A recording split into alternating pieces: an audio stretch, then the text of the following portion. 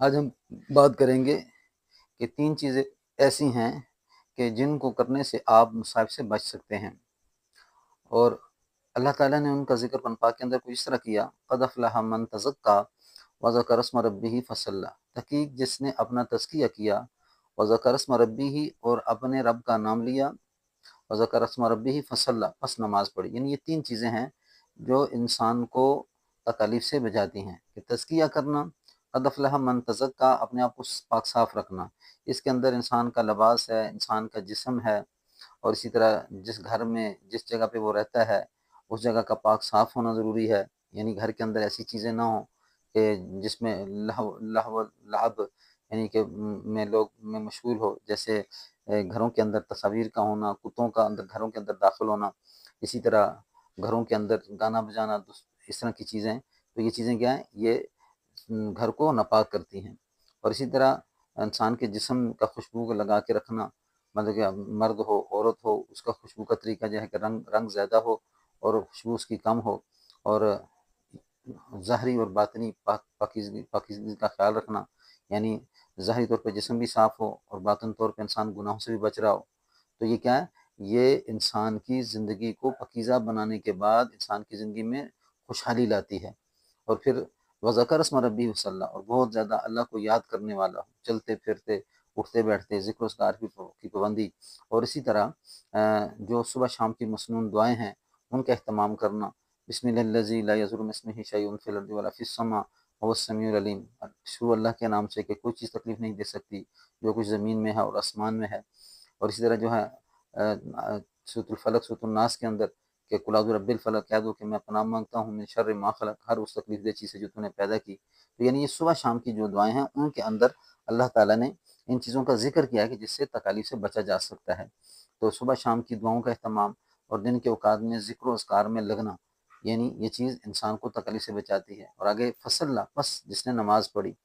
تو ہمیں نماز انسان کے ہر معاملات کو حل کرنے کے لیے، صحابہ اکرام کو جس وقت نماز ملی تو صحابہ اکرام کہنے لگے کہ آج تو ہمیں اللہ سے لینے کا طریقہ آ گیا۔ پھر انسان نماز بھی پڑھتا ہے، ذکر و اذکار بھی کرتا ہے، اور کیا ہو گیا کہ پھر بھی آزمائشیں آ رہی ہیں، تکالیف آ رہی ہیں، تو پھر اللہ تعالیٰ نے دوسری جگہ فرمایا الذی خلق الموت والحیات لیبلوکم ایکم احسن عملا، ایک جگہ یہ فرمایا، دوسری جگہ فرمایا وَلَنَبْلُوَنَّكُمْ بِشَيْءٍ مِّنَ الْخَوْفِ وَالْجُوعِ وَنَقْصٍ مِّنَ الْأَمْوَالِ وَالْأَنفُسِ وَالثَّمَرَاتِ وَبَشِّرِ الصَّابِرِينَ، ہم تمہیں آزمائیں گے خوف سے، بھوک سے، تکالیف سے، پریشانی سے، ونقص من الاموال مالوں کی کمی سے، جان کے اندر تکلیف ڈال کے، وبشر الصابرین اور خوشخبری سنا دیجئے صبر کرنے والوں کو۔ تو اب یہ ہم دنیا میں رہ رہے ہیں، اور دنیا راحت کی جگہ نہیں بلکہ آزمائش کی جگہ ہے، راحت تو جنت کی جگہ ہے۔ تو یہاں پہ آزمائش ہوتی ہے مختلف مضامین میں، کہیں آپ کو صبر کے دائرے میں رہتے ہوئے آزمایا جائے گا کہ اس بندے کے اندر صبر کتنا ہے، کہیں آپ کو جو ہے اللہ کے حکم کی پابندی بھی آزمایا جائے گا کہ یہ انسان اللہ کے حکم کی کس قدر پابندی کرتا ہے، کہیں جو ہے مال دے کے آزمایا جائے گا کہ یہ مال اللہ تعالیٰ کے راستے میں خرچ کرتا ہے کہ نہیں کرتا، کہیں بیماری دے کے آزمایا جائے گا کہ صبر کرتا ہے کہ نہیں کرتا۔ تو پھر اس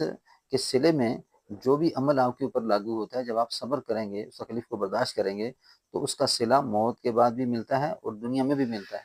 جس کا ذکر ایوب علیہ السلام کی لمبی بیماری میں تو انہوں نے صبر کیا، تو یہ صبر کے اوپر آزمائش تھی، تو اللہ نے فرمایا اِنَّا وَجَدْنَاهُ صَابِرًا، ہم نے اس نبی کو صابر پایا، نہیں مطلب بڑا اچھا بندہ تھا، اِنَّهُ اواب، وہ بہت زیادہ اللہ کی طرف آنے والا تھا۔ یونس علیہ السلام کو دیکھیں تو وہ کیا کر رہے ہیں کہ مچھلی کے پیٹ میں اللہ کی طرف متوجہ ہو کے کہتے ہیں اللہ تیرے سوا کوئی معبود نہیں، تیری ذات پاک ہے، میں نے اپنی جان پہ ظلم کیا۔ تو اللہ نے فرمایا ہم نے اس کی دعا کو قبول کر لیا، فاستجبنا له ونجيناه من الغم وكذلك ننجي المؤمنين، اسی طرح ہم مومن کو نجات دیتے ہیں جیسے ہم نے یونس علیہ السلام کو نجات دی۔ اگر یونس علیہ السلام تسبیح نہ پڑھتے تو اللہ نے فرما دیا فلولا انه كان من المسبحين، اگر یونس تسبیح نہ پڑھتے ہم اس کو قیامت کے دن تک لبث فی بطنہ الی یوم یبعثون، قیامت کے دن تک مچھلی کے پیٹ میں رکھتے۔ تو یہ پورا ڈھانچہ ہے کہ جس کو انسان اختیار کر کے اللہ تعالیٰ سے وہ جو اللہ تعالیٰ نے انسان بندوں کے لیے رحمت، کرم، فضل رکھا ہے اس کو حاصل کر سکتا ہے، اور موت کے بعد تو سرخرو ہو ہی سکتا ہے۔ السلام علیکم ورحمۃ اللہ وبرکاتہ۔